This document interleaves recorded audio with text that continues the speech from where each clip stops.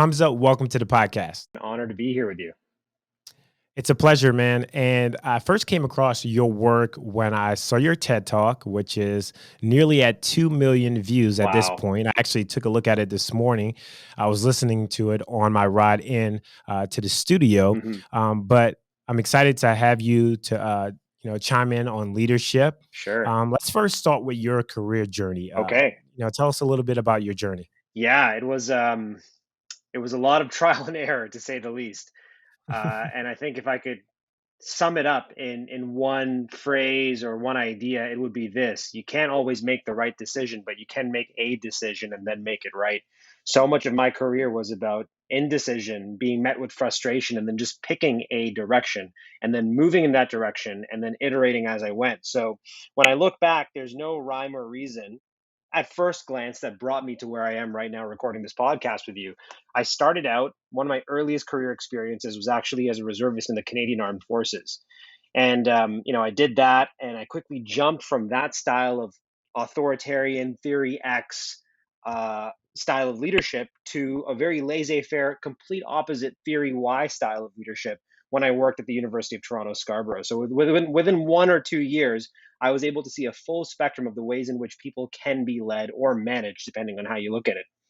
Then that opened up my perspective to then join Sony Music Entertainment as a intern early in my career, where I got to see not only how the industry, not only how the company transformed overnight, but how the industry around it also Mhm. transformed.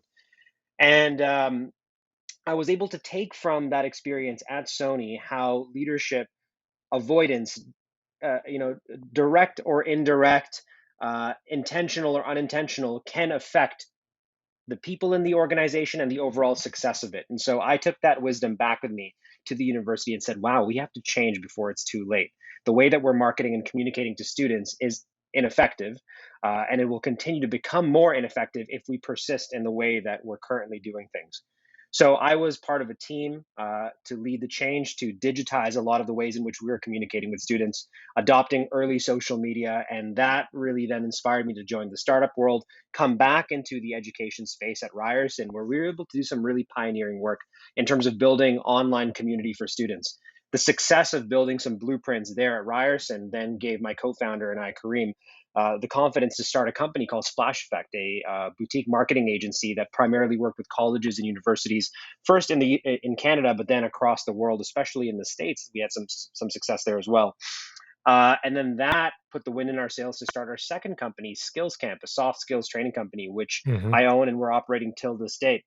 And through that journey of marketing, communication, working in the education space, that was almost like it allowed for me to go through the metamorphosis, to go from my ideas about management and leadership as a caterpillar to hopefully emerge into something of a bit of a butterfly in terms of thought leadership, where I have the privilege of writing books, speaking to different audiences around the world, doing interviews like this to share this idea of human centric leadership, change friendly leadership, values driven, and self disrupting leadership.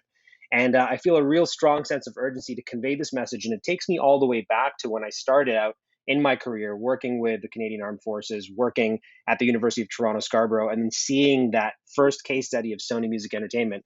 I'm able to draw on all of the lessons experienced early in my career and apply them now to different organizations that I'm consulting with and working with. So, all of that's to say, everything that I've done and continue to do is intently focused on preparing leaders and teams to thrive in the future of work, to get out of survival mode and to focus on thriving. That's so good. And I love that you're being proactive rather than reactive. Yes. A lot of some leadership, as of late, you've seen it, and following the pandemic where people are reacting to what's happening around us, where you're saying, hey, we need to be proactive in our approach to leadership and how we lead people rather than managing. Um, I love the story how you quit your job because you were being managed. Yeah. And, I would love for you to share that because it's like you turn your pain into purpose. So share a little bit about that experience and what you gleaned from that. In essence, it was this. I was working at a startup in between my time at the University of Toronto Scarborough and when I worked at Ryerson. In between, I worked for the startup that, it seemed like a good opportunity at the time, but I learned very quickly that this was an organization in which micromanagement was the strategy du jour. It was a bunch of people who came from traditional corporate environments who believed that the higher up you go as a leader, the less you do, and that's true to a certain extent. But I didn't understand the complete asymmetry in terms of the compensation structure in the organization, where the executives were making inordinate sums of money to do virtually nothing. The actual Hmm. performance, the actual work being done, wasn't evaluated with as much scrutiny, nearly as much scrutiny as whether or not you showed up on time at 9 a.m., whether you stayed after hours, whether you got things done by a certain amount of time, whether you responded to clients in a certain way. And so much of it, again, was about the performance of work versus actually doing work that was focused on the user experience. And so I got frustrated one day and I said, what would happen if I just played by their rules over here? If instead of obsessing over the thing that we should be obsessing about, which is the customer, the end user, what if I just started, Hmm. playing by these arbitrary rules about showing up at 9 a.m.? And I did just that. And for the time that I was showing up on time and leaving after a certain period of time where my boss could get the sense that, hey, you know what, you look like you're productive, I did pretty much nothing. I watched movies all day. And it Hmm. worked in my favor. People thought that I was a team player, that I was proactive. Again, the optics were working in my favor, but it really just went to illustrate what we're seeing right now, this tension of you can be working in the office and not be productive, and you could be working from home where the perception is you won't be as productive, but the truth is people have been just as productive, if not more productive, working from home during the pandemic. So all of this is to say, I got frustrated with the avoidant leadership that was at that organization, and after my 2-week experiment, I just ended up leaving. It didn't feel like a good fit for me. Yeah, I was actually reading an article from Business Insider, and maybe I can share it with you via email, where millennials, they seemed more inclined to want to work from home, but Gen Z, because they're recently out of school, haven't really established relationships with people, are more inclined to want to be working in the office Right, to garner those relationships. And I just find it interesting, the dichotomy between these two groups. right, And so it's just fascinating because I was like, I want to work from home, but sure. I also see the other side of the coin of where some are saying, hey, I want to work in the office. So An that's overcorrection is fascinating in necessary. itself. Like, we do need to move to a world in which we've reduced the insistence on being in the office for the sake of being in the office, and some of the more fear-based strategies or tactics being used by managers. And I'm reluctant to use the word leader because I feel like it's the sort of, you would be a manager if you forced people to come back into the office and didn't provide them with a rationale for doing so. And there's some very good reasons to come back to the office, but I don't Hmm. think that fear and that's the way things have always been done should be the reason why people come back. But with that being said, I'm excited that Gen Z is feeling this desire, this inclination to go back into the office to experience the socializing benefits, the serendipitous meetings, and the brainstorming advantages and the relationship building that can come from being in an office, provided though Yeah. that the leaders create a culture in which they feel uh, um, free to do so and not afraid to do so. To piggyback off of culture, something that you talk about in your book are the four values. You use the acronym SIDE: Hmm. servitude, innovation, diversity, and empathy. Can you kind of help me unpack that and how that plays into, creating a culture where people can thrive? Yeah, absolutely. I'm doing some writing about this right now. I'm working on a couple of chapters for the organizational behavior textbook that Pearson publishes every year. Probably the most popular textbook being used in colleges and universities across the world. So it's a real honor to contribute to this textbook. And I'm right now coming across. Forgive me if I don't remember this off the top of my head. I think it's like the situation's strength theory, which is that during times of adversity, during times of crisis, you don't actually rise to the occasion. You actually sink to the level of your value, training, and preparedness. So when you think back to the decisions that were made by you as a listener, you as Jimmy, the host, me as Hamza, anybody really, but especially leaders during the early stages of the pandemic, the fear months, who we were was a direct reflection of how we behaved during that time. So if our reaction was fight, that's who we really were as leaders or as people. If we froze, that's who we really were as leader or as people. If we fawned or whatever our reaction was, that was the most authentic reflection of who we were. A time of complete volatility, uncertainty, complexity, and ambiguity, really revealed our true colors. So with that being said, the the the model that I'm advocating in Leadership Reinvented, my most recent book, is that if our world is only going to become more volatile, uncertain, complex, and ambiguous, how can we upgrade or enhance or even overhaul our default program so that we'll react more appropriately when the crisis comes? And make no mistake about it, another crisis will happen. We are trending in this direction. Yes, COVID certainly. 19 today, monkeypox already, triple black swan event of a war, a recession, a plague. Who knows what else our future has in store? Climate change, you name it. So rather than being blindsided and reverting to selfish, avoidant behavior, authoritarian, aggressive, just counterproductive workplace behavior, why not upgrade who we are at our core level so that we can seemingly rise to the occasion when the rest of the world falls back? And there's four values in particular, Jimmy, that you alluded to: servitude, innovation, diversity, and empathy, that I think compose the most change-friendly array of values that a leader can exhibit. Servitude, this is the ability to put the needs of others before yourself. Innovation, which is the ability to imagine new scenarios, to envision a full spectrum of possibilities. Diversity, this is recognizing that the diversity of background, experiences, and perspectives that are necessary to anticipating change and reacting when change happens, they're positively correlated with diversity of people. And then empathy, it's my favorite of the four, which is the ability to stand in somebody else's shoes, see with their eyes, and feel with their heart, to take another person's perspective. Those four values are difficult, if not impossible, to distill down into simple binary code, ones and zeros. And I believe that they are what the leadership apparatus needs at every level: government, nonprofit, and especially business. That's good. And another acronym that you came up with, or someone helped you come up with, was UCA, right? And it's volatile, uncertain, complex, and ambiguous, right? Right. Yeah. That, It sounds cute, doesn't it? Right? VUCA. It sounds like cute and cuddly, like yeah, the VUCA. I said yucca. I was thinking of the yeah. vegetable there. Yeah, yeah. I mean, the vegetable works, and you could imagine like some sort of like Teletubby, a fifth member of the Teletubby, but it's chaos personified, Yeah, and there's different ways to describe this same entity. PwC uses adapt. I think it's asymmetry, disruption, aging systems, polarization, and trust. I've also heard Bani, BANI, that's brittle, anxious, nonlinear, and incomprehensible.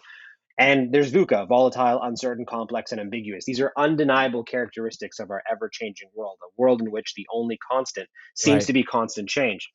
It helps to think of these elements as adjacent to the scientific concept of entropy, which explains how, if left unchecked, disorder and randomness tend to increase over time. So, if a leader is engaged knowingly or unknowingly in avoidance, they can be assured that the circumstances won't get any better. It's essentially a law of the universe, Jimmy, that they'll only get worse. Chaos, which is really what this is hungry for failing organizations, and it thrives when leaders are unprepared.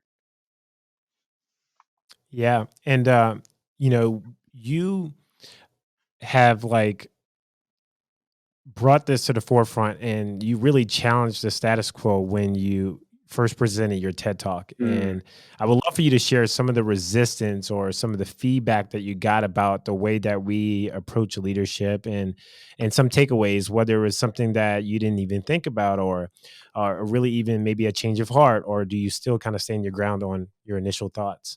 Yeah, wow.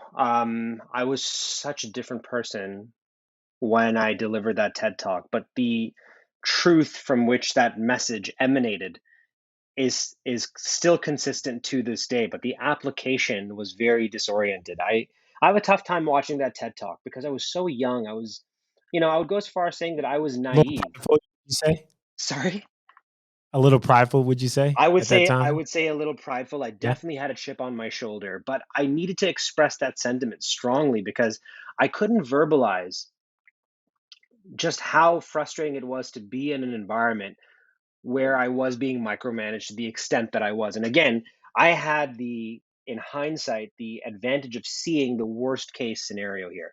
Again, I was in Yeah. the Canadian Armed Forces where individuality was stamped out. You couldn't be an individual. You had to just give in to the system. You had to, micromanagement was part Right. of the experience.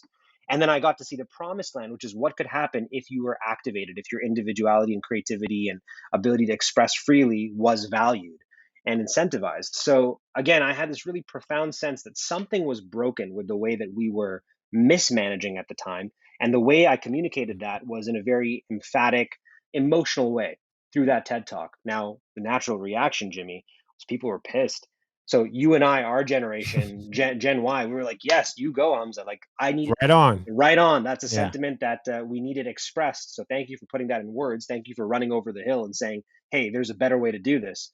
But the older generation, man, they were pissed. My boss literally summoned me to the office the next day and was like, hey, Mm. in so many words, what you did was disappointing, and I need you to go on an apology tour within the institution.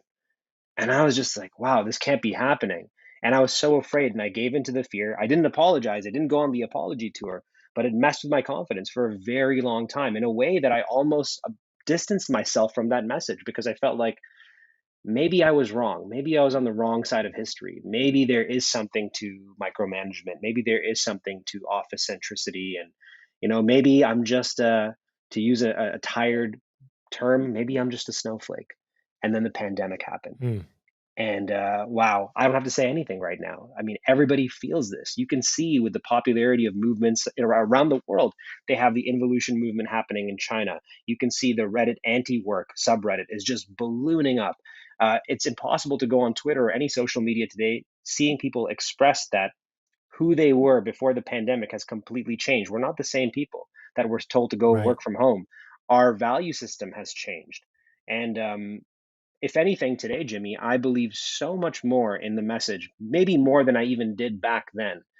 And the idea is this: treat people well, treat people from a place of compassion, love, and really center the human experience in all of this. That's so good. And one thing that I want you to dive into, and we talked about this before we started recording, was the story that you tell in your book about your father's health scare Right. and how that changed your perspective on leadership. hmm Yeah, this goes back to something that I talked about maybe just a couple of minutes ago, but that was terrifying for me. My father felt the stress and the anxiety of being in the early days of the pandemic, the fear months, where he had to contend with the possibility that he might not be able to provide for his family for the first time in his career, because the world around him had changed. No matter how prepared he felt for change, the world had changed to such a degree that he couldn't wrap his head around. And so, Yeah. the fatigue, the anxiety, the all the adverse psychological effects that come from that level of transition and change uh, got to him, and he suffered a seizure one night. Thank God I was home, able to rush in and see to it that he was able to emerge from that seizure. But I had a true out of body experience when that happened. I experienced a very classic amygdala hijack, where the part of your brain responsible for complex planning and creative thought, your prefrontal cortex, blood is flushed away from that, sent to your extremities, prepared for some sort of primal response: fight, flight, freeze, or fawn. And the amygdala, the primitive part of your brain, lizard brain, takes over and just puts you into survival mode. And in that moment, as I ran into the kitchen to see my dad laying on the floor going through that, holy, I was able to visualize in maybe just a matter of a millisecond my entire life experiences with my father. And somehow, unbeknownst to me, I was able to, in that state, um, administer sort of like ways of holding my dad and preparing to practice CPR on him, where I couldn't tell you right now, Jimmie, what that process looks like. It's actually unknown to me, but I was able to activate a part of my brain, activate a part of my knowledge base that I had really obsessed about when I was in the Canadian Armed Forces, learning first aid and learning survival skills. I was able to tap into that. Like, the survival part of me shelved that and stored it away for another time where I would need it, specifically crisis. So, how does that tie back into leadership? It really inspired the thought around Leadership Reinvented, or within Leadership Reinvented, about the bright side of leadership. That if this is what it's like to go through a crisis where you're acting in a very subconscious way, how can you Hmm. guarantee that you will make as right of a decision when you're in that state? And I think that you have to, as I learned CPR and basic first aid that was able to help my dad in that setting, what if leaders were able to practice and fundamentally change their value systems and their beliefs about humans in the workplace, such that if there's a crisis, when there's a crisis, I should say, they'll do the right thing. Yeah, that's good, and I'm grateful that your father is, doing well. And so, another thing that kind of ties to, how, leaders process these kind of things is the life cycle of an organization, right? Right, right. And so when you think about the life cycle of an organization, which you have here, it's introduction, growth, maturity, renewal, or decline. Exactly. I would say the pandemic would probably be on that fourth layer of Yep. renewal or decline, Yeah, depending on how you look at it. So, kind of absolutely. walk us through this, and can you share with us how each one plays a factor in how an organization functions, and what each layer means? Every organization goes through the same stages in their evolution. Like they're introduced. So this is, when you announce on Instagram, started my company, and you get this surge of attention. Great. Your friends, your Right? family, fools, they all come and they're like, let's do business together. And then you have to quickly figure out the business model if you haven't already, and then you grow and then you mature. Eventually, when you've exhausted all of the sort of flashy strategies in the beginning, you have to run a business. You have to generate a Yeah. profit. You have to create something that's scalable, repeatable, measurable, et cetera, et cetera. And over time, you mature because the world around you has changed. More competitors are in the market. Your realities, your intensities have changed. Your intensity as an entrepreneur has changed, so on and so forth as a leader. And then you're forced to make a decision. And every company has to make a decision. Doesn't matter if you're a unicorn, if you're a Fortune 500 company, if you're a startup, if you're a nonprofit, you have to either renew yourself and start that exact same cycle again. And if you don't make that decision, the Hmm. only other option is you tumble into the chasm of time. And these days, my goodness, the average age of an S&P 500 company in 19, I'm going to say 1958, so almost a full industrial revolution ago, was 66 years. Companies could be around for as long as some human beings, most human beings. But today in 2022, geez, the average lifespan of an S&P 500 company is 18 years. Some of the listeners and Yeah. viewers of this podcast have pets that are going to live longer than the average company. That's wild when you think about it. And this isn't Wow. unique to the It's S&P. crazy. You see this on every index. You see this in the Fortune list. You see this in, the FTSE 100. You see this in the Australian stock index, the Indian stock exchange. Company lifespans are getting shorter and shorter. And that's because I just got to say it. Like our world is becoming more VUCA. It's becoming uh, uh, more volatile, Volatile. uncertain, complex, and ambiguous. And I think leaders are making all the wrong decisions. They're becoming change avoidant. They're becoming aggressive. They're becoming authoritarian. They're becoming selfish, and they're behaving in ways that are bad for their employees, bad for the business, bad for the communities that they serve, bad for the planet. It's very short-sighted, unfortunately.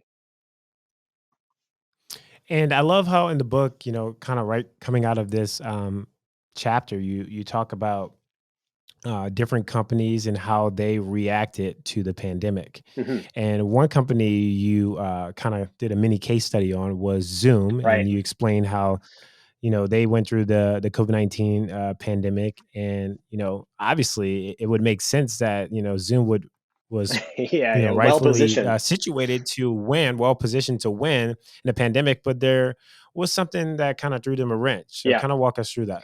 Yeah, there's this harmful idea that's out there right now, and it's popularized, unfortunately, by some very prominent people who I understand their worldview. Jocko Willink is one of them, and he wrote this book called The Dichotomy of Leadership, which is a good book.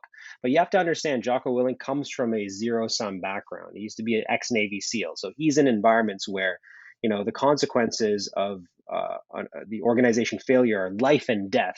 But we're talking about running businesses here. Like nobody's dying, and we're not really competing in sort of like a bloodbath, gladiatorial arena here.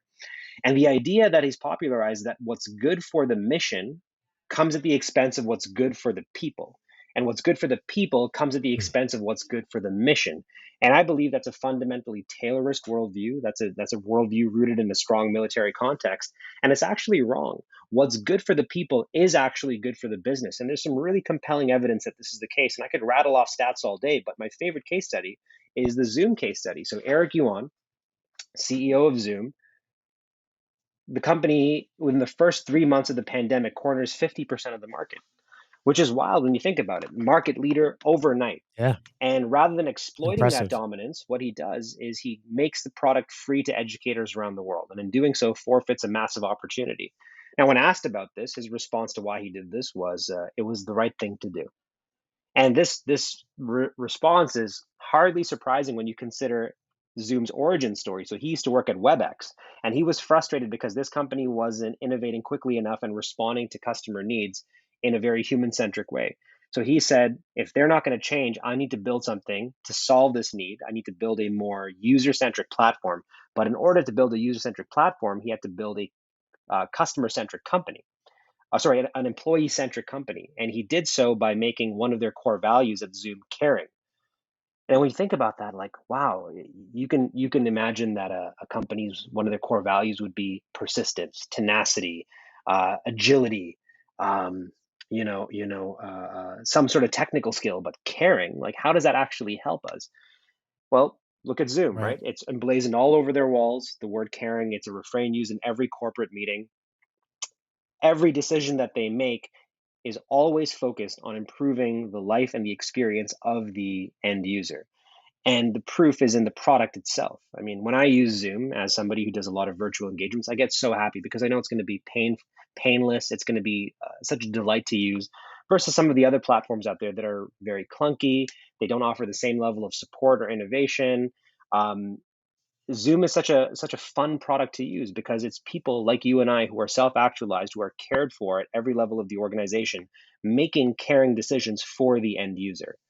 And that's why they've been able to maintain their dominance to this day, I believe. Yeah, and they also had a crisis on their hands amidst the crisis where Yep. they had issues with, the Privacy, security of security. the Yeah. privacy issues, and yet we're able to come up with a strategy to fix it, coming out up front, basically saying, "Hey, we messed up, Yep. but we're going to work to rectify the problem." And And any other company would have it was, danced around it. Any other company would have said, we don't even have to respond to this because we're the market leader. I mean, there's an example right here at home in Toronto where I'm at right now, where a major telecom company had an outage that caused massive disruptions. And they're still skirting around the issue. They're not talking about it from a place of transparency. They're not talking about it from a place of care. I can only imagine how Zoom would have responded. Zoom would have done exactly what you said, Jimmy, what they've consistently done and said, we messed up. You hear it directly from the CEO themselves. They explain in great detail what went wrong and how they're working to rectify it, and then actually following through on that. yeah, a good case study for a lot of business leaders to, Absolutely. read and You can look do at well by and doing good. evaluate thoroughly. Mhm. Yeah, so good. So Hamza, tell us. Well, before we go, this segment of the podcast is called the Big Three, right? Right. And so I want to know from you, what are three leadership lessons you've learned or habits you've formed that can help younger leaders level up in their leadership? The first one would be to over communicate. And trust me, you need to do this. And especially if you're introverted like I am, George Bernard Shaw said that the single biggest problem with communication is the illusion that it has taken place. So, over communicate. One of the most helpful things that I found early in my career, especially as a young leader, is to tell your boss, to tell your manager, your leader at the start of the week what you plan on getting done. And at the end of the week, tell them what you got done.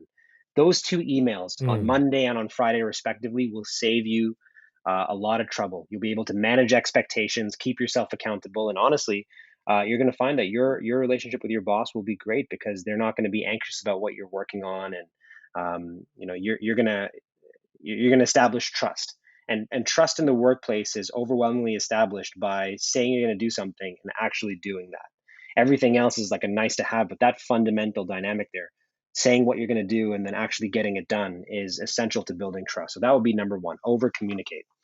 Number two, I would say, don't be afraid to manage up. The rules of leadership are changing right now. You might feel like just because your love it. boss is managing you, you can manage up. If you have questions, if you're lacking clarity in the work that needs to get done, if you don't have clear details around if things are, specific, measurable, attainable, realistic, and time bound, you can put the ball back into your leader's court and you can say, okay, I'm excited to work on this, but can you please give me these details? Can you please tell me how this connects to the larger organizational strategy? Let's define my objectives and key results. Let's establish what my clear areas of responsibility are. Like, you can do that. So don't feel like just because you've seen examples of what bosses and leaders are like in popular culture, but that's the way it has to be for you. I promise you, as somebody that's on the forefront of this as a thought leader around the future of work and leadership, the rules are changing. And more leaders, especially our generation and younger Gen Y and Gen Z, we are shifting into a mindset where leadership needs to be about the other person. You need to serve others. And my third point on that note would be make leadership about the other person. Don't make it about you.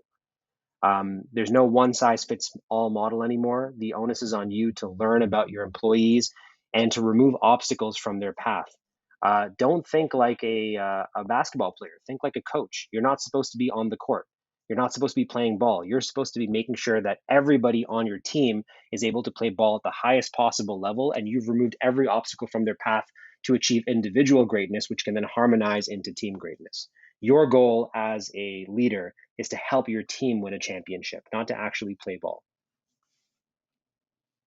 That's so good. I love those bits of advice for younger leaders. So, Hamza, before we go, tell us how people can go about connecting with you online. Yeah, man. And before I do that, let me just say thank you so much, Jimmy. Like this is you've asked some great questions here. You've Pleasure. really because I can feel it in my body. I usually do a lot of podcasts where I'm very calm and collected and I'm sort of like operating from up here in my head, but I'm speaking from my chest today, man. Like you got me hyped. That's good. You got me revisiting some stories, some case studies, some ideas that I feel deeply passionate about. So kudos to you for being such a great interviewer, for Appreciate it. bringing me on the podcast, especially during this moment of transition where at the time of recording. You can clearly see behind me. I'm in my parents' home over here. I'm homeless at the moment. I just moved out of my condo and I'm in the process of relocating to the United States. Where can people find me and keep up with my adventures? Great question. My website is hamzakhan.ca. That's HAMZAKHAN.ca. That's where you can learn about me, see the work that I'm doing. But if you want to get right to my social channels, hamzak.com. HAMZA for my fellow American listeners, K.com. Love it so much. And so make sure you guys check out Hamza's book, Leadership Reinvented. It's you can purchase it wherever books are sold. Really good read. But once again, Hamza, thanks so much for your time and I'm grateful for you being on the podcast today. Jimmy, thank you so much. Appreciate this.